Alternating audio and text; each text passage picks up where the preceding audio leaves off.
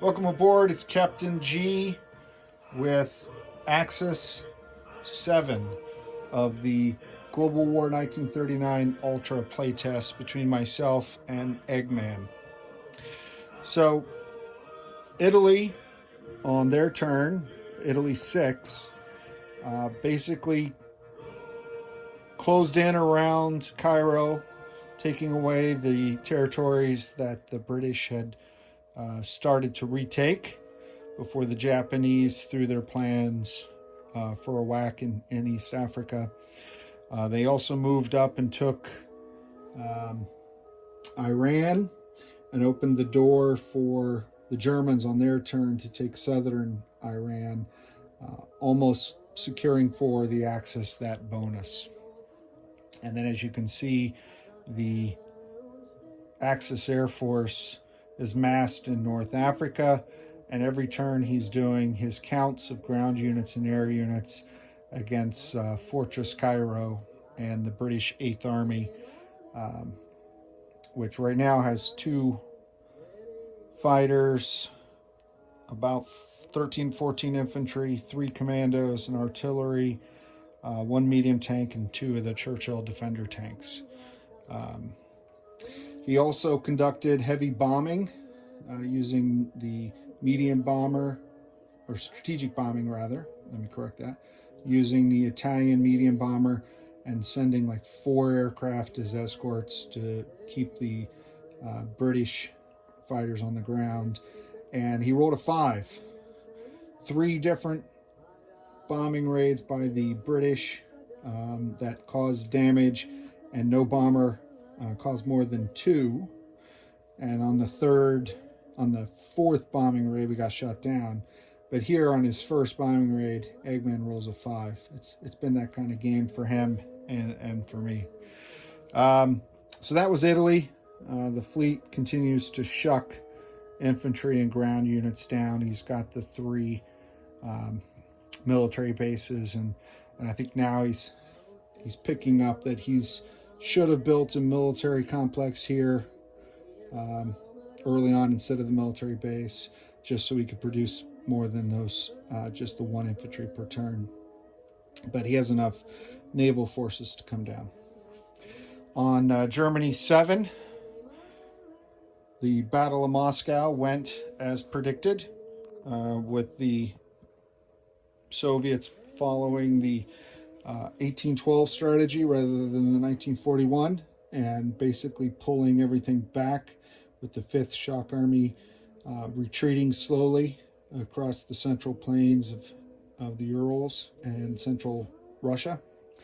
So the 2nd Panzer Army, which are all these fast movers, is about 9 armor, several artillery being towed, and several mechs, as well as the Romanian 2nd, this Axis minor ally, which has 3 Romanian armor, a couple German tank destroyers and light tanks, and a bunch of German mechs, as well as the army group coming from Finland that took the most casualties because it was heavy with infantry.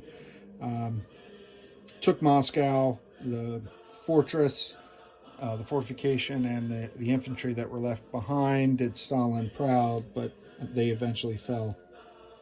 Luftwaffe 1 landed back in Leningrad. He does a great job of keeping his tactical bombers married to his armor. Whether he now pivots to go west or continues to follow the 5th Shock Army as it retreats east, we'll see. Allied intelligence isn't getting a lot of input from the Soviets. They're in disarray right now.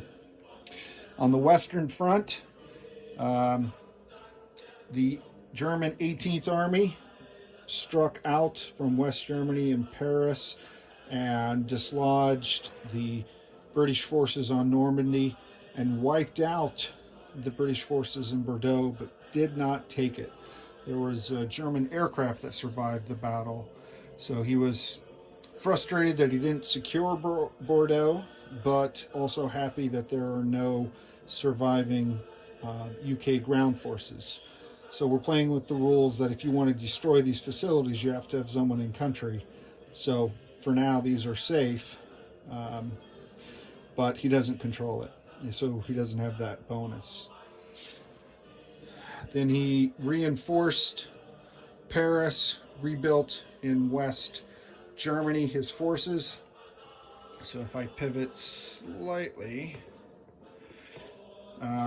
going left to right, the 18th Army, which is in Normandy, the what is that? The 6th, the reconstituted 6th, which was formerly in Leningrad and Moscow, is here in Paris. This is to quickly identify for us that this is Paris, the French roundel.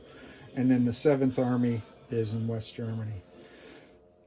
So that was Germany. Now, before I move on to Japan, this is what the Allies are currently assessing with Allied aerial reconnaissance.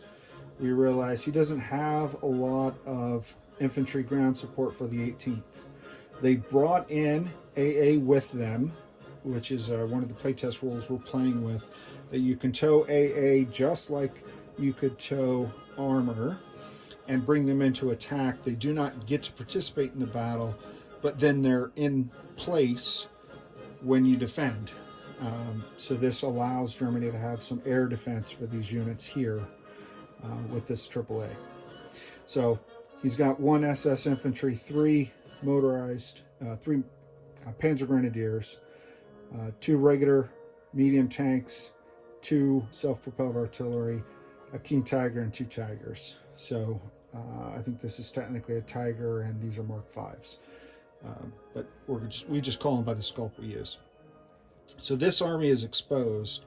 So now the Allies, while they don't have a good follow-up yet in England, because England is light, in the eastern United States, they do have 5 transports,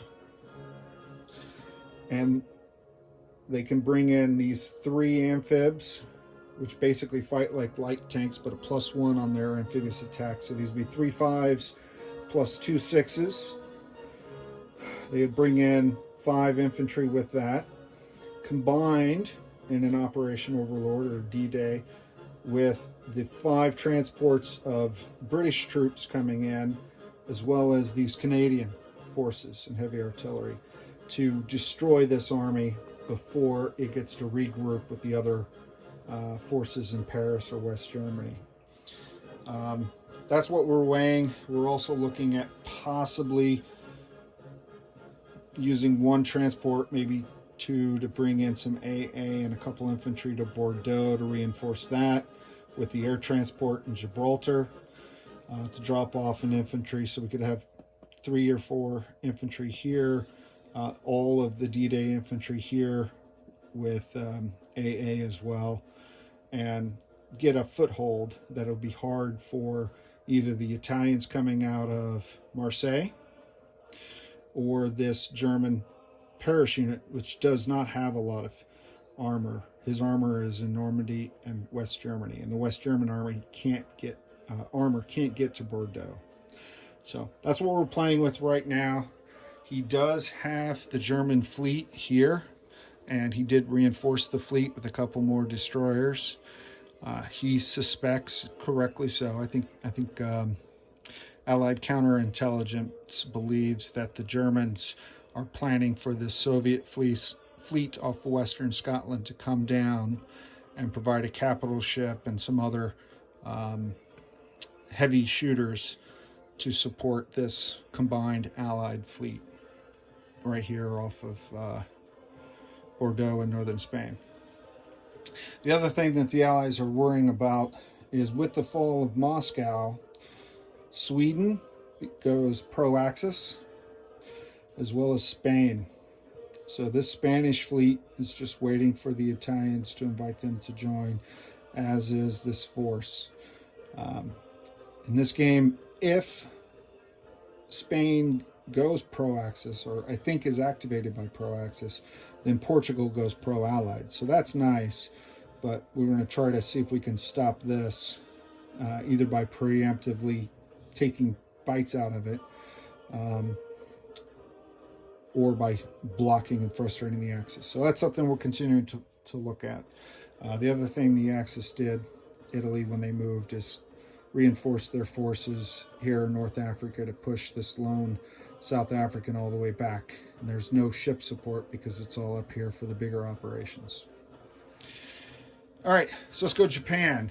So we'll pivot. Let me show you this, though, because in their attack, this flotilla, that Allied intelligence, which so far has failed to live up to that name, anticipated that the damaged Japanese force would slowly make its way back to Calcutta to get repaired. But the Japanese war plan, you got to hand it to Admiral Yamato, decided that instead of doing that, a faster plan would be to come down, capture South Africa, and repair their ships using the South African labor in their port to repair their facilities.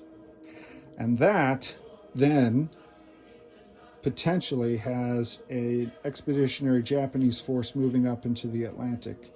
And that could be a big problem for the Allies because they're way out of position. But besides the capital ships and their air force, which is still flying around Uganda, the rest of the cruisers have returned to India. So let me move you over to the Pacific so you have a better view. So other than the strike on South Africa, the big move for the Japanese was hitting Sumatra, where there were two Dutch colonial troops, two FEC infantry, there was a fortification, there was a coastal gun, there was anti-air, and the Japanese weaved through all of that with no air casualties, no naval casualties, and light casualties, Siam and Japanese regular conscript infantry taking hits, no SNLF, no veterans, no other heavy units. So the chatter that was coming from the Japanese to the Allies was, woe is me, my poor transports are surely going to be destroyed by this Japanese or this ANZAC flotilla that would come up and just wipe out these transports. Woe is me, woe is me.